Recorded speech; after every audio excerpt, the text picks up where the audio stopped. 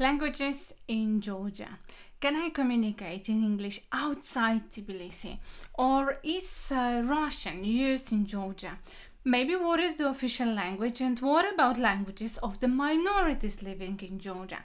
Those are the main questions we'll be answering today in today's episode of the Caucasus podcast.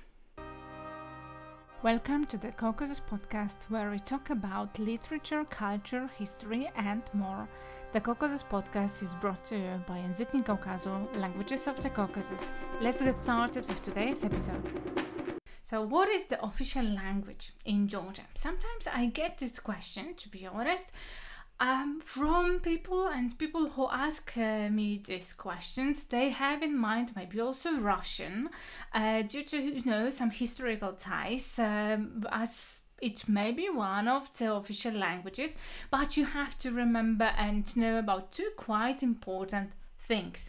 First of all, Georgians are very proud of their language, and this is one of the oldest ones. This is the assumption based on, among others, usage of the grammar and some constructions that are no longer existing in European languages, for example. So it means it is quite old.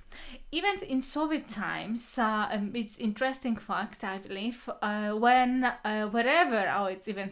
were some attempts to diminish the status of Georgian language. It ended up really as riots, and it was not implemented. Secondly, there are no such countries with whom Georgia has ties so strong that they would go with the official language. Therefore, Georgian is the only language in Georgia, the official one. So it is quite a unique language and with own alphabet, and really being part of Kartvelian language family. Some people say it is hard to learn this language. However, I hope with our materials in Languages of the Caucasus, we are showing you that it's not really true.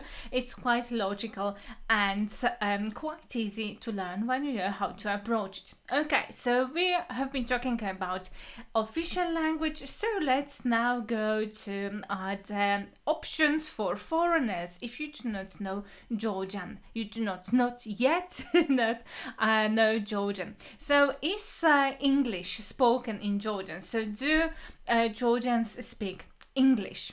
Okay, so we are starting with English as one of the most popular languages nowadays. So is it possible to communicate in that language? So the short answer is yes and no. I'm not sure really whether this is a very easy answer, straightforward, but the case is that Georgians for over several years already have been studying English in their schools, in Georgian schools. So if someone is 30 years old or less, you have great chances that they should know at least a bit of English. However, I'm not really sure how it is in your country, but in my country, so in Poland and in Georgia, it is similar. So it is pretty hard to learn fluently a language, foreign language, so English in that case, in school, just going participating in the classes that you have at school. Yeah, so therefore in the biggest cities like Tbilisi, Kutaisi or Batumi, you may have a chance to communicate in English. Maybe also in some touristic places, some people speak English a little bit. In smaller cities, in towns, in villages, especially in the mountainous regions, you may assume communication in English is a nice surprise than a standard to expect. It doesn't mean that it does not happen at all, but it is not that everyone will be talking in English. In Tbilisi, however, especially with growing community of expats, you may communicate in English or in Russian, that's option as well, with foreigners and with the companies who are helping so-called expats as well to live there, find flats, build businesses, etc. That is why I said the easiest answer, it is Yes and no as well, depending when where you will go simply. So as we have already touched a little bit Russian. So do Georgians understand Russian? Yes, that's the other question that we'll cover in today's episode of the Caucasus podcast. So there are many people, especially the ones older than 35, I would say, years old, who understand at least a little bit of Russian, or they can speak fluently. This does not mean really that Georgians are bilingual. No matter the colonial times from Russia, there are many Georgians who do not speak Russian at all, especially in towns and villages. The other language simply has never been really of need for them, and they were not attending Russian schools, but the Georgian ones, they were just living in Georgia or this part of Soviet Union, so they had simply no need to learn the other language. Yes, so for those of you, this is a remark important, I think, currently. So for those of you who speak Russian, especially now as we're recording this episode, you should keep in mind that speaking Russian may immediately make your interlocutor just assume you are from Russia. So if you are not from Russia, I'm just sharing that with you in case that would be a surprise. So after the war, Russia started in Ukraine, sanctions, and many Russians fleeing from that country to Georgia. Russian language is really commonly used and can be heard without any problems on the streets. However, yes, there is always some kind of however.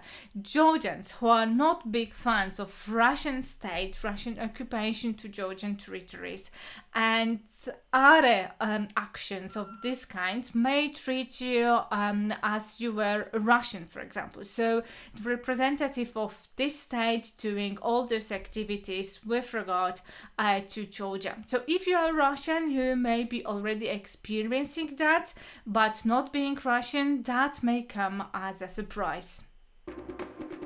I can share with you one of my stories from Tbilisi, which happened several months ago already, but in the time that was that big boom of Russians coming, I was buying some vegetables in a grocery and asking about the price in Georgian, because I know Georgian, I teach Georgian, probably some of you know that already. And one of the ladies was replying to me all the time in Russian. So I assumed she was not really believing that I can handle that, I can understand everything that she would be saying to me in Georgian. But the other lady said to her after some time, stop answering to her in Georgian. You hear she's ours, she speaks Georgian. Yeah, so that is what I had. So of course I had to tell them where I'm from, because I do not really look Georgian. By the way, I heard I do not really look Slavic neither, so some of people in Georgia do not really believe I'm from Poland. But coming back to Russian language, so this is what happened to me, one of the stories that I can share with you. This is the language that you can really communicate in Georgia, but it gains some negative political connotations.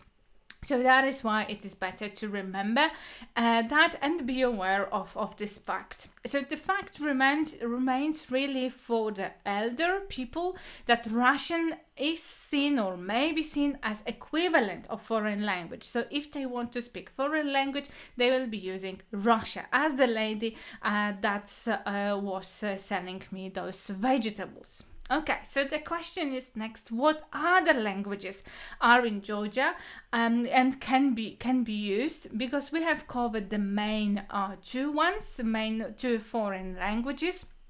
that are present in Georgia and that are quite popular, I think, with foreigners as well. But those are not the only ones. So sometimes you may meet a person speaking other European languages. It's not that common, but I think especially German, French, Polish currently is quite popular as well, and sometimes Turkish. It doesn't mean that the other languages that nobody knows in Georgia, no, but those are also, from my experience, the ones that are most popular, and also the ones some people learn at school simply. But the other reason for that is why those languages is that, as in Georgia, as in many post-Soviet countries, Georgian citizens were traveling or are still traveling abroad to work and gain money, and then often they are sending those money to their families, and also they are going, for example, to study at universities in other countries, in European countries, for example.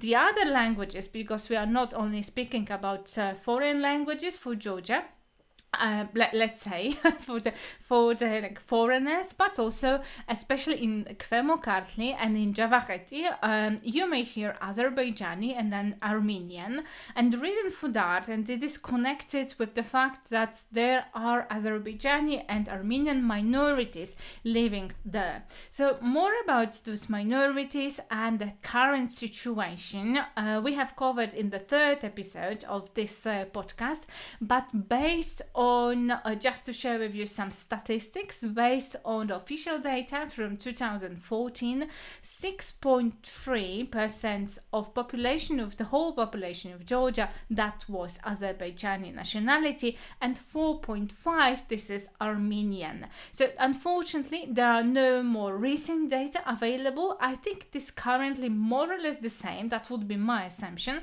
but you still get a perspective how big the percentage is, let's say. So those are the languages as well that you may hear. Maybe you do not know Azerbaijani or Armenian, as maybe you do not know Georgian as well. However, if you, for example, hear different language and you already recognize a little bit of Georgian, and you will be surprised, like, what's going on? What is this language? So now you know that also those are the languages spoken very often, especially in those regions. Not only, of course, there lives representatives of Azerbaijani and Armenian minorities, but those are the regions when we see it as the biggest communities. So I do hope we have answered all your questions about languages that are spoken in Georgia, especially from the perspective of the foreigner that you are coming to Georgia, and you can use one of the languages that you know already. If you have any questions regarding languages, let us know in the comments. I'm more than happy to answer all of them. I'm really curious also, what are the languages that you use most often in Georgia? When you come to Georgia or you're planning to come to Georgia, what are the languages that you use? Okay, so thank you very much for today. That was another episode of the Caucasus podcast. Thank you, and see you in the next one. Bye bye.